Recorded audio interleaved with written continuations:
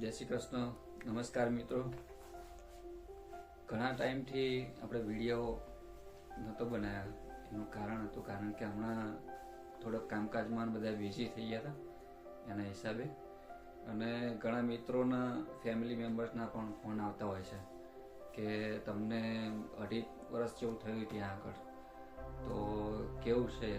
અમુક તો એવું કહેતા હોય કે અમારી બાજુ આવું છે, તો ત્યાં કેવી રીતનું છે, કેવી રીતે હવાય કે ના હવાય, કે કેવી રીતે હવાય.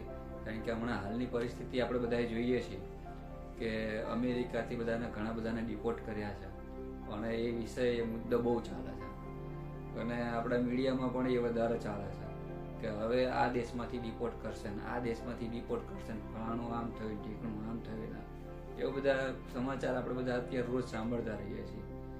તો ખરેખર જે એની રિયાલિટી છે કે જે છે એ હું તમને ફ્લેટ વાત કરીશ. વિડીયોમાં અમુકમાં કેવું હોય કે વ્યૂ માટે થોડુંક વધારીને બળાઈ ચડાઈને પણ કહેતા હોય, મસાલો વપરાઈને પણ કહેતા હોય, પણ આપણે રિયાલિટી જે છે એ જ કહીએ. કારણ કે હું અહીંયા ફેમિલી સાથે છું, એટલે કેવી કેવી તકલીફો પડે, કેવી રીતે હેન્ડલ કરવું, કે કેવી રીતે આવવું કે ન આવવું. કારણ કે તમે અમેરિકા કદાચ ચાલો જે લોકો જતા હશે એ પોતાની મરજીની વાત છે કે ત્યાં ઇંગ્લિશ ચાલે, અમેરિકા, કેનેડા, પણ અહીંયા યુરોપના કોઈ પણ દેશમાં તમે આવો ને એટલે પહેલાં તો લેંગ્વેજ બેરિયર આવે છે. કારણ કે બધા દેશની પોતાની અલગ ભાષા છે.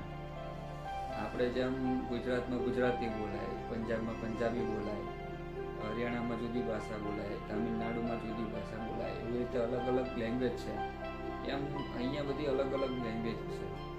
કે અહીંયા આગળ પોર્ટુગીઝ બોલાય છે પોર્ટુગલમાં, તો જર્મનીમાં જાઓ તો જર્મન ભાષા બોલાય, ફ્રાન્સમાં રહો તો ફ્રાન્સની અલગ પાછી ભાષા બોલાય. એવી રીતે તમે જે દેશમાં યુરોપમાં જશો ને એ દેશની પોતાની લેંગ્વેજ છે, અને આ લોકોએ પોતાની લેંગ્વેજ ઉપર જ વધારે ફોકસ આપ્યો છે. જેમ કે આપણે માતૃભાષા હિન્દી છે, તો હિન્દી આપણે બધી જગ્યાએ ચાલે, કોમન, ઇન્ડિયામાં ગમે ત્યાં જાઓ તો આ લોકોએ પોતાનું એ જ જાળવી રાખ્યું છે. એટલે આપણા જેવા જે લોકો બધા આવતા હોય અહીંયા આગળ, તો એ બધાને પહેલું તો લેંગ્વેજથી જ પાછા પડે. કારણ કે અહીંયા હું પોર્ટુગલમાં 2.5 વર્ષથી છું, તો ઘણા જે અમુક ઓફિસોમાં જવાનું થાય કે ડોક્યુમેન્ટ માટે આ તે, તો એ લોકો બી એવું અમુક વખતે ત્યાં આગળ કોપરેટ સારું કરતા હોય છે, પણ અમુક વખતે એવું બહાર આપતા હોય કે પોર્ટુગીઝ બોલો અથવા તો કોઈ બીજાને લઈને આવો એવું. કારણ કે અમુક સ્ટાફમાં બી અમુક લોકોને જ ઇંગ્લિશ આવડતું હોય છે, સ્ટાફમાં બધાને કોઈને ઇંગ્લિશ બી નથી આવડતું હોતું. તો પહેલું લેંગ્વેજ બેરિયર યુરોપની અંદર થાય છે. કારણ કે અમુક મિત્રોના ફોન આવ્યા હતા કે અમે આ દેશમાં જવાના છીએ, કે અમે આ દેશનું વિચારીએ છીએ કે આવું છે, પછી કયા એજન્ટને કામ આપવું કે કેવું આપવું. તો મારો એક જ સવાલ છે, કોઈ પણ એજન્ટને કામ આપો તો પૈસાની કન્ડિશન એવી રીતે કરજો, કામ થયા પછી પૈસા, ચોખ્ખી વાત. કારણ કે કોઈ પૈસા તમારા પાછા કે હા તે બીજું ત્રીજું પૈસામાં કોઈ આપણા વેડફાય નહીં 1 રૂપિયા દે, એ ખાસ જોવાનું. તો અહીંયા હવે આજકાલ કરતાં 2.5 વર્ષ થવા આવ્યા, અને મેં અહીંયા પોર્ટુગલ એટલા માટે જ પસંદ કર્યું કારણ કે બીજા બધા દેશોની અંદર જો કાં તો તમારી જોડે ભણતર હોય ને નોલેજ હોય તો તમે ભણવાના વિઝા ઉપર બહાર જઈ શકો અને પછી ત્યાં કામ કરો ને પછી લીગલ થઈ શકો. જેમ કે આપણે કેનેડા, UK છોકરાઓ બધા જતા જ હોય છે ભણવા, તો એમાં તમે પછી લીગલ થઈ શકો. પણ હવે આપણા જેવા જે ઓછું ભણેલા હોય, મીડિયમ હોય, એ બધા માટે શું અને કેવી રીતે જવું હોય તો જવાય. અને આપણે અનલીગલ તો થવું જ નહોતું. કારણ કે આપણે પાછા શું કહેવાય ઇન્ડિયામાં જઈ આવી શકીએ એવું રાખવું હતું. તો એના માટે થઈને બધું સર્ચ કર્યું મેં. તેમાં એક આ પોર્ટુગલ દેશ એક એવો મને લાગ્યું કે એ આપણને 2-2.5 વર્ષની અંદર એનું રેસિડેન્સ કાર્ડ આપે છે. તો આપણને TRC આપે છે, ટેમ્પરર રેસિડેન્સ કાર્ડ. તો એના બેઝ ઉપર આપણે ઇન્ડિયા આસાનીથી આવી જઈ શકીએ છીએ કાયદેસર રીતે. તો એ આપણને સૌથી મોટામાં મોટો બેનિફિટ એ છે. અને એના પછી એક બીજું 3 વર્ષનું કાર્ડ આપે. એટલે એને 5 વર્ષ પૂરા થાય પછી તમે અહીંયા પાસપોર્ટ અપ્લાય કરી શકો. તો 7 વર્ષની આડેગાળે તમે અહીંયા આગળ પછી લીગલ એમ કહેવાય કે પાસપોર્ટ એટલે એના મતાધિકારના તમે હકદાર થઈ શકો, એના નાગરિક થઈ શકો. અને 2-2.5 વર્ષની અંદર તમને એનું TRC કાર્ડ આપે છે. એ સૌથી મોટો બેનિફિટ એ છે.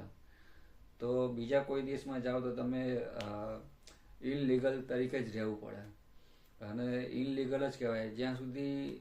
અને હું તો કહું છું કાગળિયા વગર, ડોક્યુમેન્ટ વગર ક્યાંય રહેવાય જ નહીં. આજે નહીં તો કાલે તકલીફ થવાની છે. તો પહેલો મેં ડોક્યુમેન્ટ માટે ભાર આપ્યો, અને ડોક્યુમેન્ટ થાય એવી જગ્યાએ આપણે જઈએ. એમ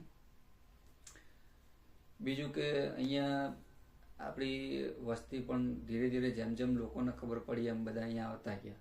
એટલે અહીંયા બી એમ કહેવાય કે એશિયન લોકોની સંખ્યા પણ બહુ જ છે એમ. એટલે પહેલું તો આપણું ખાવા પીવાનું, બીજું ત્રીજું બધું સામાન વ્યવસ્થિત બધું મળી રહે અહીંયા આગળ. એટલે એમ આપણને કોઈ વાંધો ના આવે. હા, એક અહીંયા આગળ જોબની તકલીફ છે કે જોબ જલ્દી નથી મળતી. એમાં મેં કીધું એમ, એક તો લેંગ્વેજ બેરિયર છે, અને બીજું એવું કે અહીંયા આગળ આ લોકો બહાર આપે છે કે પોર્ટુગીઝ બોલતા હોય એને પહેલાં લે કામ ઉપર. તો એ આપણને મોટામાં મોટું લેંગ્વેજ બેરિયર આપણને ઓલું નડે છે. બાકી અત્યારે આમ જોવા જઈએ તો ડોક્યુમેન્ટની દ્રષ્ટિએ અહીંયા એક પોર્ટુગલ હતું જે સારું હતું. એ હું એમ કહી કે સારું હતું, કારણ કે હવે આ લોકોએ ઇમિગ્રેશન બંધ કરી દીધું છે. જેમ અમે ટુરિસ્ટ વિઝા લઈને અહીંયા આવી અને ફાઇલ લોક કરાવી, અને પછી અમે એવી રીતે લીગલ થયા અહીંયા આગળ. તો તમે બીજા જ દિવસથી ફાઇલ લોક કરાવો એટલે બીજા જ દિવસથી લીગલ તમે જોબ કરી શકો કોઈ પણ જગ્યાએ. તમારો કોન્ટ્રાક્ટ લાગે કે કોઈ પણ જોબ તમે કરી શકો લીગલ જગ્યાએ. તમને કોઈ પોલીસવાળો રોકટોક ના કરે, કોઈ કશું જ નહીં. તમે ગમે ત્યાં આવો જાઓ, કોઈ જાતનો ડર નહીં, ભય નહીં, કશું જ નહીં. ફાઇલ લોક કરાવીને તમારી જોડે એના પેપર છે એટલે તમે કરી શકો. કોઈ તમે ક્રાઇમ ન કર્યો હોવો જોઈએ અથવા નહીં કરવાનો, બાકી બધું સરસ રીતે અહીંયા આગળ છે. તો એ પહેલો આપણને કોઈ ભય નહીં કે આ થશે તે થશે એવું. બીજા જ દિવસથી તમે લીગલ અહીંયા આગળ કામ કરી શકો. પછી એનું TRC કાર્ડ આવે એટલે આખું યુરોપ તમારા માટે ખુલ્લું થઈ જાય. તમે યુરોપમાં આખામાં ગમે ત્યાં ફરવા જવું હોય, France, Germany, Italy, Luxembourg, Denmark, Finland, જ્યાં જવું હોય તો તમે ફરવા જઈ શકો વિના વિઝાએ. કોઈ વિઝા નહીં લેવાના, ખાલી આપણે ટિકિટ લેવાની બસની કે ટ્રેનની કે પ્લેનની કે જેમાં જવું હોય એમાં, અને એ ફરી શકો. અને તમારી પોતાની કાર હોય તો તમે બાય કાર ફરી શકો. બીજું કંઈનું વેધર બહુ ગુડ છે.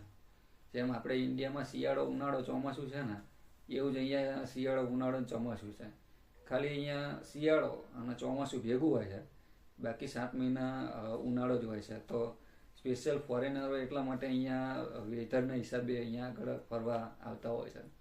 અને અહીંની કન્ટ્રીમાં પોર્ટુગલની અંદર મુખ્ય બે છે, ટુરિસ્ટ ઉપર ચાલે છે, અને બીજું હોટલ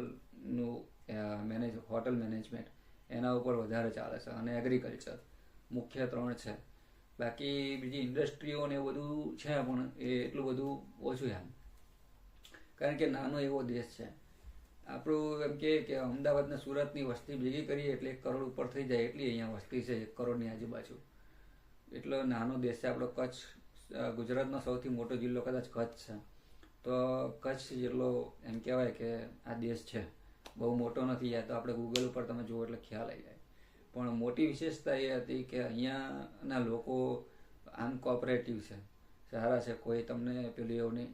ઘણા લોકો ડિસલાઇક બી કરતા હોય છે, એવું નથી કે બધા લાઇક જ કરે, પણ એમ કહેવાય કે તમારી જોડે વર્તન વ્યવહાર બધા સારું જ કરે. તમે ટ્રેનમાં, બસમાં જાઓ તો કોઈ એવું અડધું જ કરે, આ તે બીજું ત્રીજું એવું કાંઈ નહીં. બધે એવું જ હોય છે વિદેશની અંદર. આ તો આપણાને થોડુંક એવું થાય કે કેમ આમ છે. બાકી ગામ હોય ત્યાં ઉકેડો તો હોય જ, એટલે એમાં બહુ ચિંતા નહીં કરવાની. થોડા માણસો એવા બી હોય. પણ ડોક્યુમેન્ટની દ્રષ્ટિએ આ દેશ સારામાં સારો હતો એટલે મેં અહીંયા પસંદ કર્યું.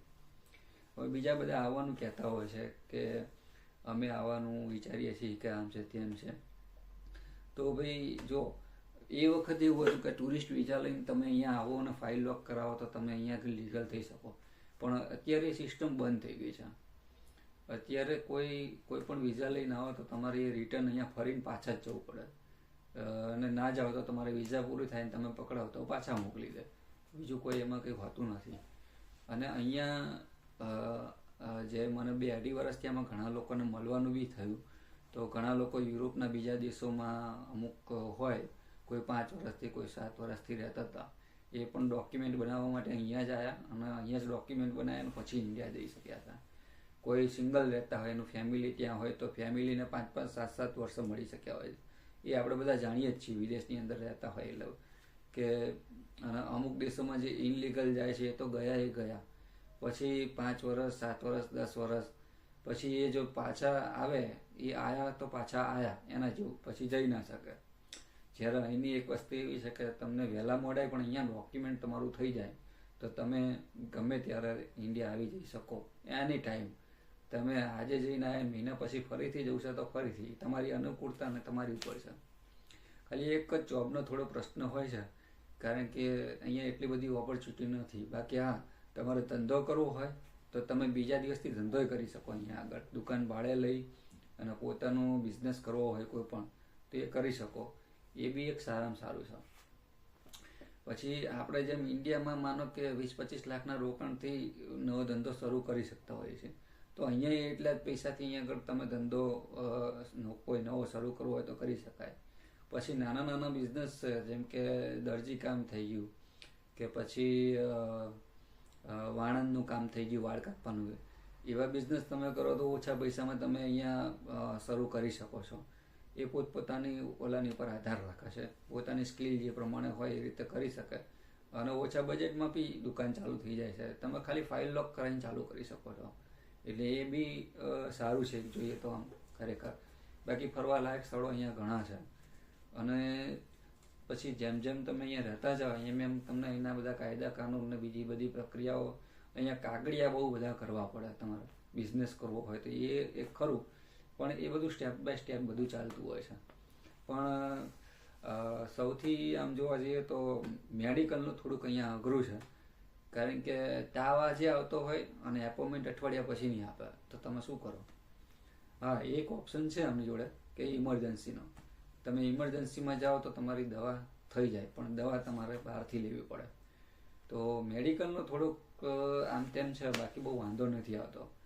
પણ આમ જનરલ જોવા જઈએ તો આપણે ત્યાં આગળ બહારનું ને બીજું ત્રીજું ભેળસેળવાળું વધારે ખાતા હતા એટલે બીમાર વધારે થતા હતા. અહીંયા બીમાર ઓછા થઈએ છીએ અને નોર્મલ આપણે ઇન્ડિયાથી દવાઓ અહીંયા મંગાવતા જ રહેતા હોઈએ, કોઈનું કોઈ આવતું જતું હોય એટલે એ બીમાર થઈએ તો ટીકડી લઈ લઈએ ને 1-2 દિવસ આરામ કરીએ તો એ બધું થઈ જતું હોય છે. પણ મેડિકલ થોડુંક ધીમું છે. કાગળિયાનું કામકાજ પણ આપણું સરકારી કામકાજ ત્યાં છે એવું અહીંયા છે, થોડુંક ધીમું છે. પણ હા, અહીંયા મક્કમ રીતે તમે લીગલ થઈ જાઓ એ બહુ મોટી વાત એ છે અહીંયા આગળ. તો આટલો આજે આપણે વિડીયોમાં આટલી વાત કરીએ, પછી આગળ બીજા પ્રશ્નો અને બીજી વાતો પણ કરશું. નહીં તો પછી વિડીયો બહુ લાંબો થઈ જશે ને તો પાછું જોવાનો કંટાળો આવશે. એટલે તમે ખાલી તમારે કંઈ પ્રશ્ન હોય તો એ તમે કોમેન્ટમાં લખજો, અને કંઈ પૂછવું હોય તો તમે કોમેન્ટની અંદર પૂછી શકો છો. અને ચેનલને સબસ્ક્રાઈબ કરજો, લાઈક કરજો અને બીજાને શેર કરજો. એ તમને આપણે ખાસ યાદ કરાવવાનું, કારણ કે ખાલી વિડીયો જોઈએ નહીં, બીજાને કોઈકને ઉપયોગી બને. કારણ કે મેં બી ઘણા બધા વિડીયો જોયા, પછી અમુક રિયલ લોકો આવી રીતે વિડીયો બનાવતા હોય એના જોયા, ક્યારેક મેં બી કોમેન્ટ કરી હોય એનું પૂછ્યું હોય અને ક્યાંક જવાબ આવ્યો હોય અને રિયલ લાગ્યું હોય તો એના ઉપરથી પણ આપણે થોડોક આશરો મેળવી શકીએ કે અહીંયા આ જવા જેવું છે કે નથી જવા જેવું. બાકી બીજા બધા ઘણા બધા અહીંયા આગળ બધા મારી જોડે બધાએ શેર કર્યા હોય, અમે સાથે જોબ કરતા હોઈએ એટલે એના બી એક્સપિરિયન્સો આપણે બધા શેર કરીશું. એ આગળના વિડીયોમાં આપણે જોઈશું. તો આજના માટે બધાને જય શ્રી કૃષ્ણ. કેવો લાગ્યો વિડીયો એ પણ કોમેન્ટમાં કહેજો. જય શ્રી કૃષ્ણ.